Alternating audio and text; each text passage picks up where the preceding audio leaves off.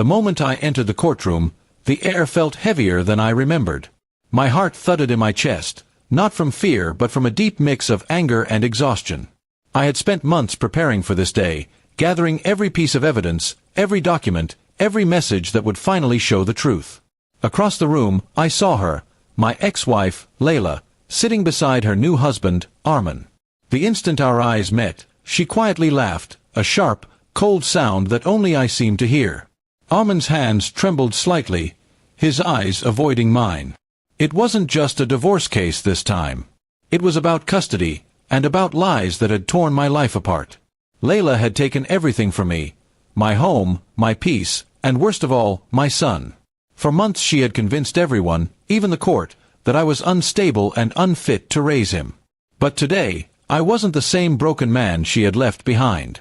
Today, I was ready to fight. As I walked toward my seat, I could feel every stare in the courtroom burning into my back. My lawyer, Mr. Rahman, whispered to me, "Stay calm. We'll win this with proof, not anger." I nodded, keeping my eyes fixed on Layla. She leaned toward Armin, whispering something that made him pale even more. Whatever she said, it wasn't out of love, it was control, the same kind she once had over me. When the judge entered, the courtroom fell silent. Layla instantly changed her expression, soft, tearful, innocent. It was an act she had mastered over the years.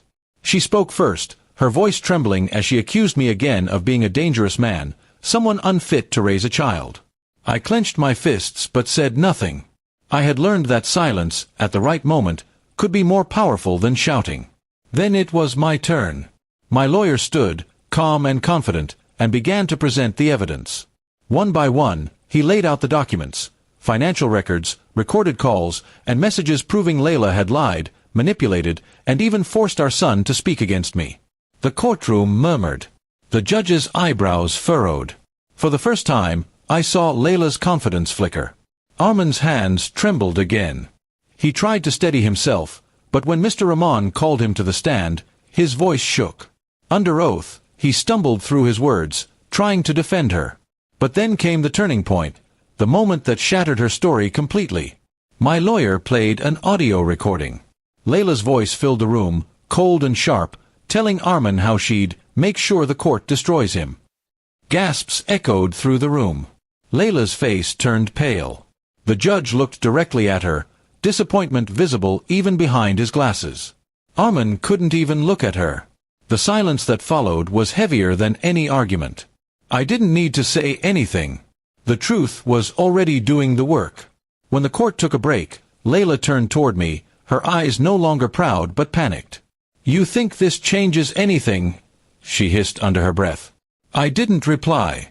I simply looked at her and said quietly, "It changes everything."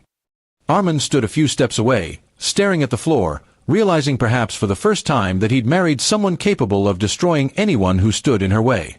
After the recess, the judge announced his decision. The custody was to be shared, but with me as the primary guardian. He stated clearly that Layla's actions had shown manipulation and dishonesty that could harm the child's emotional well-being. For the first time in years, I felt my knees go weak, not from defeat, but from relief. Layla broke down, sobbing into her hands. Armin tried to comfort her, but she pushed him away. The irony wasn't lost on me. She had laughed when I entered the courtroom, but now it was her turn to tremble. Justice, though late, had arrived. Outside the courtroom, I found my son waiting with my sister. When he saw me, his eyes lit up, and he ran into my arms. That single moment made every sleepless night, every painful hearing, worth it. I promised him quietly, "It's over now. We're going home." As I looked back one last time, I saw Layla standing alone near the courtroom door. Armin had walked away, leaving her to face the mess she had created. Her quiet laugh from earlier echoed in my mind, but now it carried no power. It was just the sound of someone realizing they had lost everything they tried to control. I stepped out into the sunlight, breathing in the free air. The weight on my shoulders had finally lifted. The courtroom, once a place of fear and humiliation for me, had become the place where the truth stood tall. I didn't need revenge. I had justice, and that was enough. In the end, I learned something powerful that day. Silence, patience, and truth can cut deeper than any anger. And sometimes, the sweetest victory comes not from shouting back, but from simply walking away with your head held high, leaving those who wronged you to face the silence they once mocked.